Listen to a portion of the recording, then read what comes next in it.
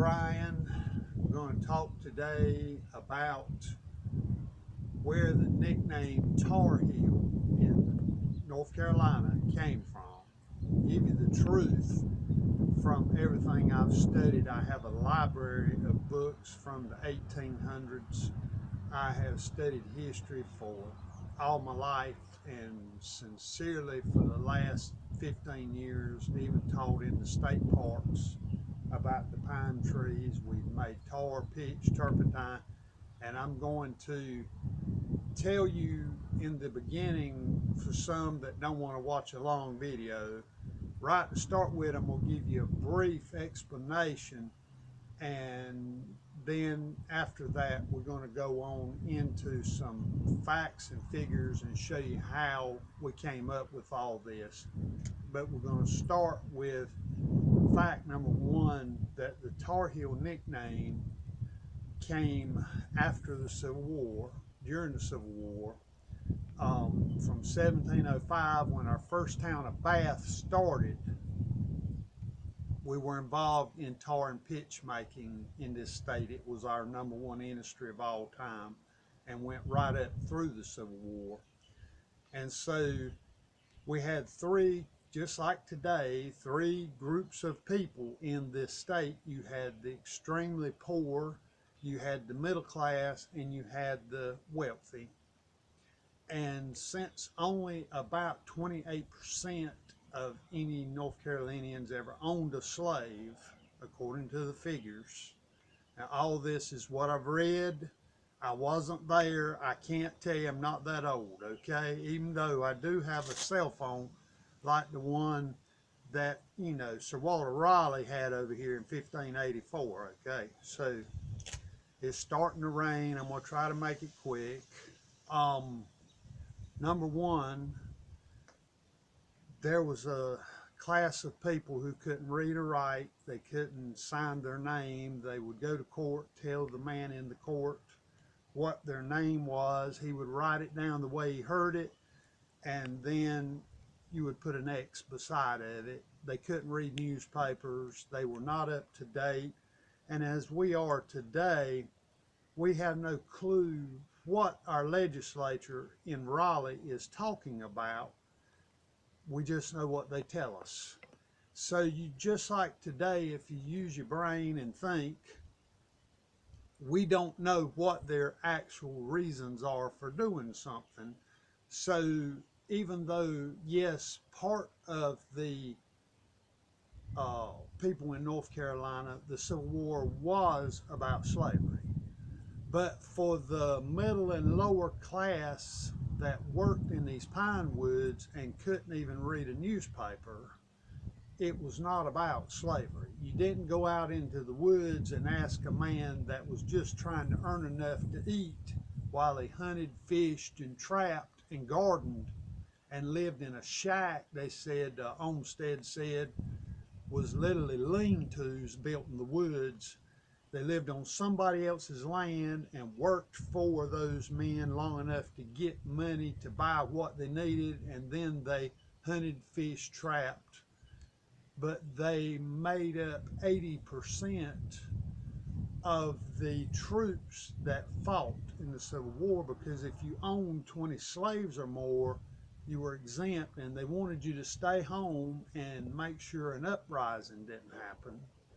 And so the ones that actually were on the battlefield that were told it was for their freedom and for the independence of their state and themselves, they went gladly. Brothers, cousins, uncles, my ancestors, my great-great-grandfather, and 5 of his brothers all went, the whole family. Only one came home after the war, and they didn't own slaves, okay?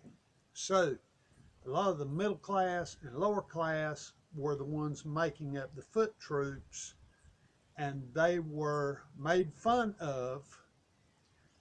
Before the war, our state nickname was the Rip Van Winkle State, because of the book that came out in the early 1800s about the man who slept 20 years in the mountains after he got drunk and missed the Revolutionary War. Rip Van Winkle, they said North Carolina had no industry, no factories, no roads. They were still using rivers to transport stuff to the coast. They laughed at us in all the states around us and said we were asleep, Rip Van Winkle state. That went on until the Civil War. During the war, when our lower class got up there to fight, of course, they were dirty. They only owned a pair or two of clothes, and they were nasty from working in these pine woods every day. And they laughed at them and said they did the same work as slaves. They were the lower class of people, and the rest of the troops kind of kidded them all the time about being nasty, dirty woods, tar boilers, tar burners, and that was the nicknames they gave them, tar boilers and tar burners, because they did the same work as the slaves did. So that all went on until the fighting started. But when the fighting started, these boys that lived in these woods, these men who worked in these woods all the time and were used to being out in the wilderness instead of in mansions. They were tougher. They used their arms and legs every day to work, so they were a tough breed out there on the battlefield. And even though they were made fun of, they got to realizing that while a lot of the other men were running, the North Carolina men would stand in a line of battle, they said, as if they still had the tar on their heels. It went from a derogatory term, and they turned it into a badge of honor. And all of a sudden, since we gave more troops than any other southern state and lost more troops in the war, the North Carolina rednecks in the woods became heroes in the battles. And even General Lee was quoted as saying, "God bless the Tar Heel men." They came home after the war. Our state was so proud of what their soldiers had done that we adopted the nickname Tar Heel State after those soldiers. Wasn't long after that, in the 1880s, that UNC were creating their football teams and baseball teams and stuff, and they were trying to think of the most intimidating nickname they could think of. Not lions, tigers, or bears, but the most intimidating nickname was after their soldiers who'd been so intimidating in the Civil War. And so they adopted the Tar Heel nickname.